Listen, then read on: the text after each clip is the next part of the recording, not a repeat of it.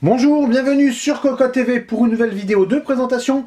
Aujourd'hui, deux ventilateurs, nous les avons ici, les Inwin Polaris version plastique, version aluminium. Alors on dit plastique, mais si on regarde sur la boîte, il n'y a rien de noté de particulier à part Silent et RGB, alors que pour le modèle aluminium, c'est bien indiqué sur le côté aluminium.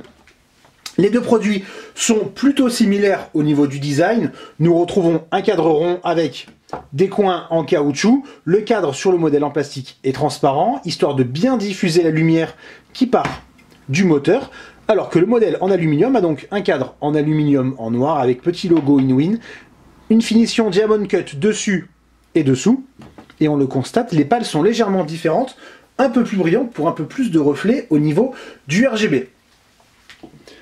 Autre différence de taille, elle va consister au niveau du tarif. C'est très simple, nous sommes à 17 € sur un modèle en plastique, 30 € sur le pack de 2, alors qu'on passe tout simplement à 37 € l'unité, donc encore plus cher que deux modèles en plastique pour l'aluminium, et 66 € par deux.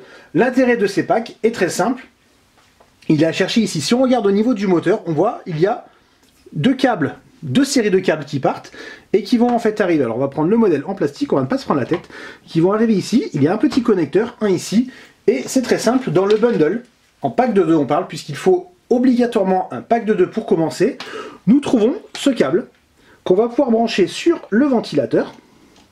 Alors hop, on va y arriver, voilà, comme ceci. Il va se terminer par un connecteur 12 volts RGB, un deuxième connecteur 12 volts RGB, et ensuite nous avons notre connecteur PWM. Et ensuite, dans le bundle, nous trouvons deux autres câbles, celui-ci et celui-ci, et là c'est très simple, pareillement on prend, hop, on branche,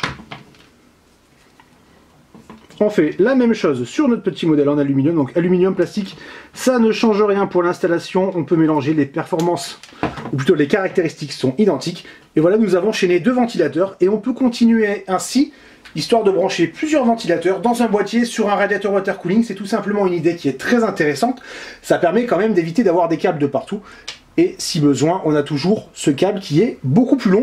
Dans le bundle, on trouve aussi des vis, tout à fait classique, puisque nous avons ici les petits pads anti-vibration qui sont inclus, et un adaptateur mâle-mâle pour le RGB. Alors le RGB, qu'est-ce que ça donne? On fait une petite pause, on installe la table de bench, on coupe les lumières, et on vous montre ça de suite.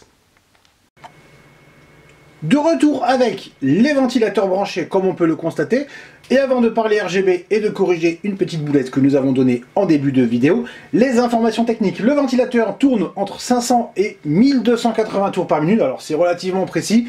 N'oublions pas qu'il y a quand même la tolérance généralement de 10%. Nous avons un débit d'air de 43,31 CFM et une pression statique de 1,26 mm d'eau. La durée de vie est annoncée à 35 000 heures. À peu près.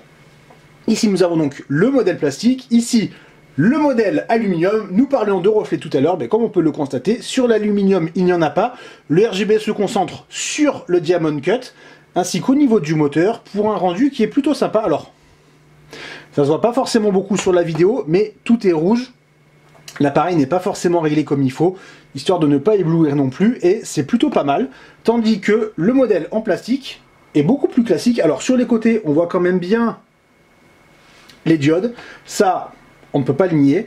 Mais quand on le voit de face, tout ici est rouge, un peu plus foncé, un peu plus éclairé, pardon, que sur la vidéo. Et le rendu est vraiment sympathique. Du coup, on aurait tendance à dire que pour profiter vraiment du RGB, il vaut mieux partir sur la version en plastique, qui plus est beaucoup moins cher. Au niveau des nuisances sonores, nous sommes donc à peu près, on va dire, à 1300 tours par minute. C'est pas très bruyant, à voir ce que ça donne sur un radiateur air cooling ou water cooling. Et puisqu'on parle de ça, nous sommes en train de remettre en place une plateforme de test avec un all-in-one en 120 mm pour s'occuper des ventilateurs en 120 mm. Alors on va pas partir dans tout ce qui est débit d'air et compagnie, on va plutôt voir les conséquences directes des ventilateurs par rapport au processeur, les nuisances sonores bien entendu. Ensuite, pour l'appliquer à un boîtier ou autre, ça c'est encore une autre histoire et nous verrons un peu plus tard. On vous dit à bientôt pour de nouvelles vidéos sur Cocotte TV.